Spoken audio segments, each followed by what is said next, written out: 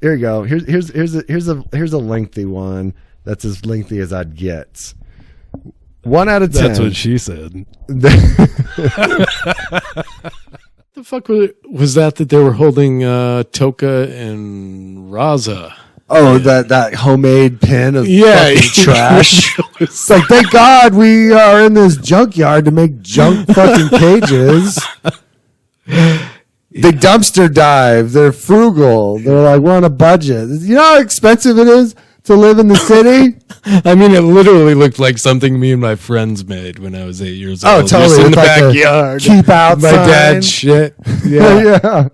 I still call it a Christmas movie, but I'm just saying. Well, and you can't say something that's not Christmas related is a Christmas movie, even though it takes place during Christmas. Yeah. Well, and John McClane's kids were wanting him home for Christmas, you know? Yeah. To me, it's a Christmas movie, but I got to admit, I do go back and forth with it. I'm like, I can see why it's such a debate, because even I sometimes am like, is it? Or am I just looking for an excuse to watch Die Hard at Christmas time? I will always call it a Christmas movie, but it's a Christmas movie you can watch all year long.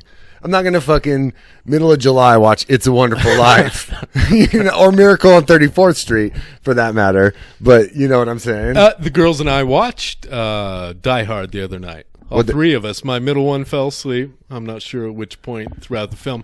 But my 9-year-old and my 18-year-old stayed awake. Oh, I'm sure your 9-year-old is the one who liked it the most. She might have, yeah. Yeah, I was surprised. I thought she was going to be out in no time. What did they think about it? My youngest thought it was weird. Okay. It was weird. How so? How is Die Hard weird? I didn't ask her to elaborate. It was late. I mean, did she even say that about Evil Dead?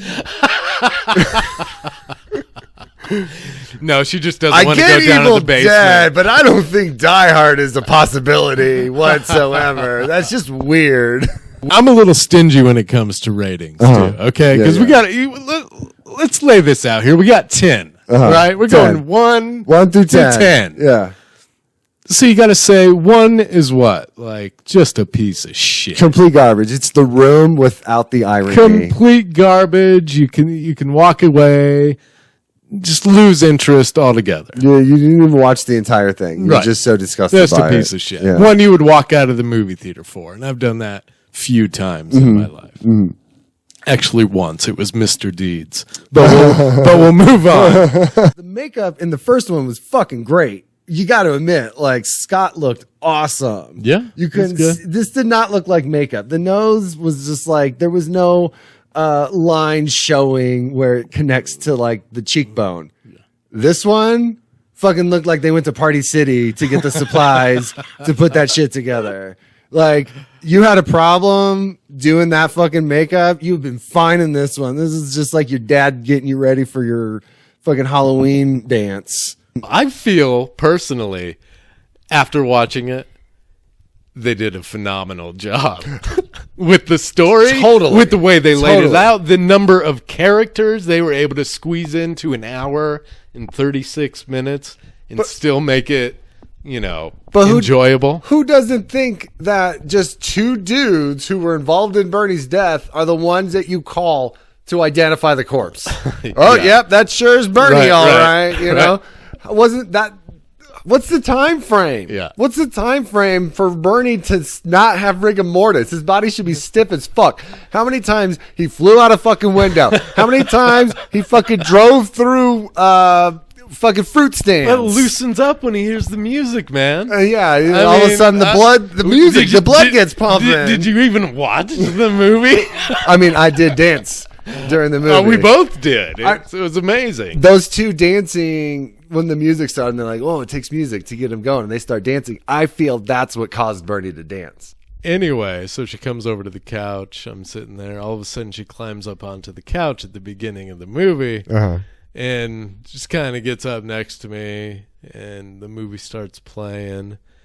And the look of fear oh my god in her eyes. Yeah. I don't know if I traumatized her, but let's just say I got up to get us all some bowls of ice cream, right? She couldn't even eat her ice cream. Oh, it scared her that much? It scared her pretty bad. But hey, Yeah. that's good, right? You need that scare. I was as 5 a years kid. old the first time I watched Texas Chainsaw Massacre. Yeah. You know, I was introduced to horror movies at a very young age, and I don't think it traumatized me. I think it made nightmares scary, and I mean, who doesn't? I mean, I'll be honest, nightmares are kind of dope. Yeah. Well, and I tried to make it better. I was laughing at moments. Right, I was like, yeah. oh, wow, look at the makeup that they used. That's fucking incredible. I didn't use those words, people. Okay. Sprucing it up for the podcast. Yeah, don't Let's get this straight. Don't call the ASPCA or the CPS. But yeah, no, it scared her pretty bad. He's like, God damn it, now I got to wait another 1,000 years to have a wife, right? Right. So this movie's in 1994. So he was 1,000 years old in 994. So he was born in like 6 BC. I'm fucking blowing your mind here right now. Right. It makes absolutely no sense. No sense whatsoever. So are you trying to tell me this is the year 2000 and Sister Act 2 just came out? Because that's what's on the marquee in Hollywood in this fucking movie.